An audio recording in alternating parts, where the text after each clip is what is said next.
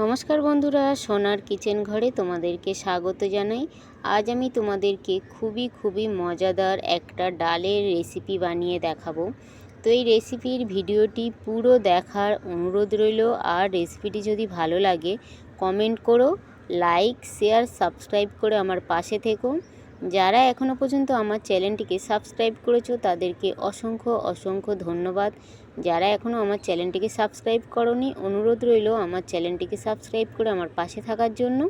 যারা আমার Facebook page থেকে দেখছো তাদের কাছে অনুরোধ রইল ফেসবুক পেজটা একটা লাইক দিয়ে একটু ফলো করে দেওয়ার জন্য। তো রেসিপিটি বানানোর জন্য এখানে দেখো আমি একটু থোড় নিয়েছি। আজ আমি এই থোড় দিয়ে ডাল বানাবো, খুবই হেলদি একটা ডালের রেসিপি।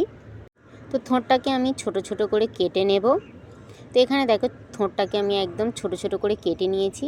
এবারে এই থোড়ের মধ্যে একটু নুন দিয়ে খুব ভালো করে থোড়টাকে আমি মাখিয়ে নেব। খুব ভালো করে এইভাবে হাত দিয়ে আমি থোড়টাকে মাখিয়ে নেব।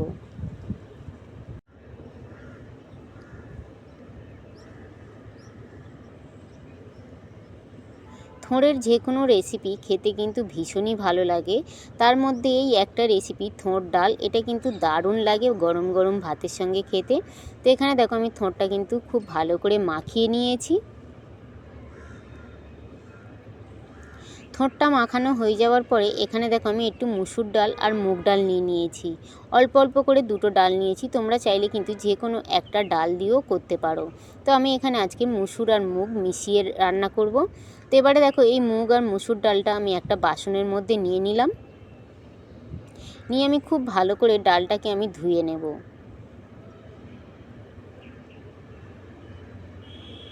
ডালটাকে খুব ভালো করে ধুয়ে নেওয়ার পরে এখানে দেখো আমি গ্যাসের মধ্যে একটা কড়াই বসিয়ে দিয়েছি। কড়াইয়ের মধ্যে আমি একটু জল দিয়ে দিয়েছি। জলটা খুব ভালোভাবে গরম হয়ে যাওয়ার পরে ওই গরম জলের মধ্যে আমি একটা তেজপাতা 2 টুকরো করে দিয়ে দিলাম।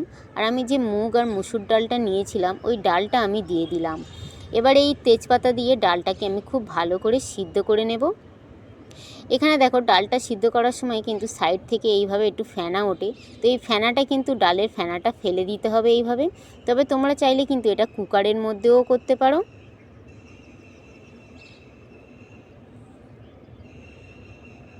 তো ডালটাকে আমি কিন্তু সিদ্ধ করে নিয়েছি। আর এখানে দেখো আমি কিন্তু ডালটাকে পুরোপুরি সিদ্ধ করিনি, ডালটা কিন্তু এখনও অনেকটা বাকি আছে। তো এইভাবে কিন্তু ডালটা সিদ্ধ করে নিতে হবে। এবারে এই ডালের মধ্যে আমি যে আগে দিয়ে থোড়টা কেটে রেখেছিলাম আমি ওই থোড়টা দিয়ে দিলাম। তবে থোড়ের মধ্যে যে আমি নুন মাখিয়ে রেখেছিলাম তার জন্য কিন্তু থোড়টার থেকে অনেকটা জল ছেড়েছে। আমি কিন্তু ওই জলটাও দিয়ে দেবো। আমি কিন্তু জলটাও ফেলবো না, থোড়ের জলটা ফেলবো না, আমি ওই জলটা দিয়েও কিন্তু রান্না করব ডালটা।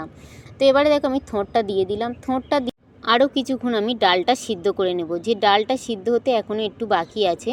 ডালের সঙ্গে থোড়টা দেওয়ার পরে ডালটাও সিদ্ধ হয়ে যাবে আর থোড়টাও কিন্তু খুব ভালোভাবে সিদ্ধ হয়ে যাবে।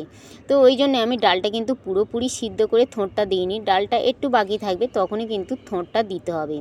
তো এখানে দেখো থোড় আর ডালটা কিন্তু প্রায় অনেকটা সিদ্ধ হয়ে এসছে। এবারে আমি এই থোড় আর ডালের মধ্যে একটু হলুদ গুঁড়ো দিয়ে দিলাম। হলুদ গুঁড়োটা দেওয়ার পরে আরও কিছুক্ষণ আমি ফুটিয়ে নিলাম। নেওয়ার পরে দেখো এখানে কিন্তু ডালে থেকে জলটা অনেকটা শুকিয়ে গেছে আর ডাল আর থোড়টা কিন্তু খুব সুন্দরভাবে সিদ্ধ হয়ে গেছে।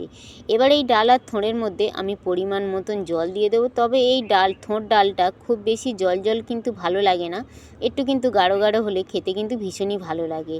তো আমি দেখো এখানে একটু জল দিয়ে দিলাম আর একটু আমি নুন দিয়ে দিলাম। তবে নুনের পরিমাণটা কিন্তু একটু কম করে দিতে হবে, যেহেতু আমি থোড়ের মধ্যে নুন দিয়ে মাখিয়েছিলাম, যার জন্য কিন্তু নুনের পরিমাণটা একটু কম দিতে হবে। তো নুনটা দিয়ে আবারও আমি খুব ভালো করে ডালটাকে ফুটিয়ে নিলাম। ডালটা খুব ভালোভাবে ফুটে যাওয়ার পরে এবারে এই ডালটাকে আমি নামিয়ে নেব। তো এখানে দেখো আমি কিন্তু গ্যাসটা বন্ধ করে দিলাম, দিয়ে ডালটাকে আমি লাভিয়ে নিলাম। লাভিয়ে নেওয়ার পরে আবারও আমি কড়াইটাকে খুব ভালো করে ধুয়ে গ্যাসের মধ্যে বসিয়ে দিলাম।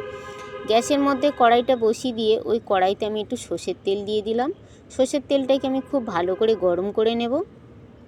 সর্ষের তেলটা খুব ভালোভাবে গরম হয়ে যাওয়ার পরে ওই সর্ষের তেলের মধ্যে আমি একটা শুকনো লঙ্কা 2 টুকরো করে দিয়ে দিলাম।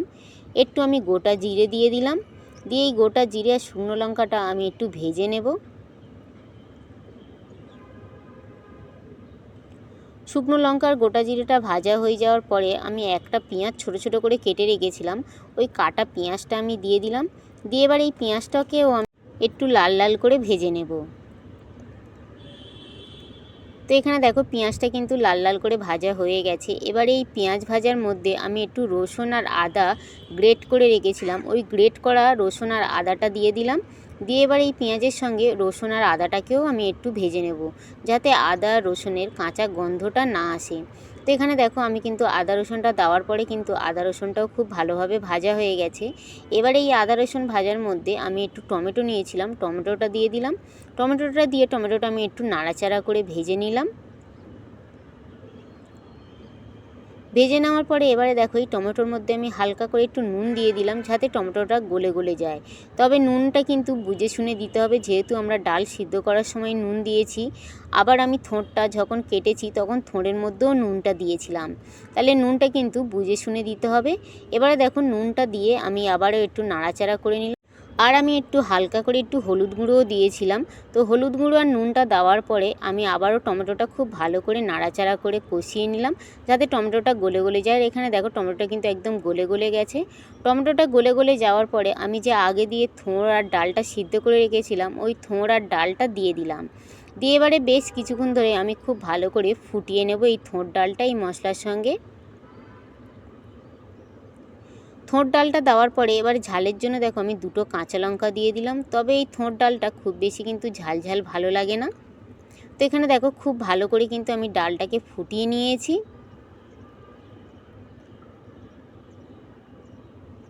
ডালটাকে ফুটিয়ে নেওয়ার পরে এবারে এই ডালটা আমার কিন্তু পুরো রেডি হয়ে এসেছে। নামানোর আগে এই ডালের মধ্যে আমি একটু চিনি দিয়ে দিলাম। চিনিটা দিয়ে আবারও আমি খুব ভালো করে মিশিয়ে নিলাম। মিশিয়ে নেওয়ার পরে 1 মিনিটের মতন আবারও আমি খুব ভালো করে ফুটিয়ে নিলাম। ফুটিয়ে নেওয়ার পরে এখানে দেখো এবারে আমি গ্যাসটা বন্ধ করে দেব। গ্যাসটা আমি বন্ধ করে দিলাম। গ্যাসটা বন্ধ করে দিয়ে এবারে কিন্তু গরম গরম ভাতের সঙ্গে কিংবা রুটির সঙ্গে কিন্তু দুর্দান্ত লাগে এই ডালটা। তো এখানে দেখো আমি কিন্তু গরম গরম পরিবেশন করে দিয়েছি, আর কত সুন্দর দেখো দেখতে লাগছে এই থোড় ডালটা, আর খেতেও কিন্তু দুর্দান্ত লেগেছিল। তো আগে যদি তোমরা এইভাবে থোড় ডাল না বানিয়ে থাকো, একবার হলেও কিন্তু আমার মতন করে বানিয়ে দেখতে পারো। আশা করব ছোট থেকে বড় সবার কিন্তু ভীষণ ভীষণ ভালো লাগবে।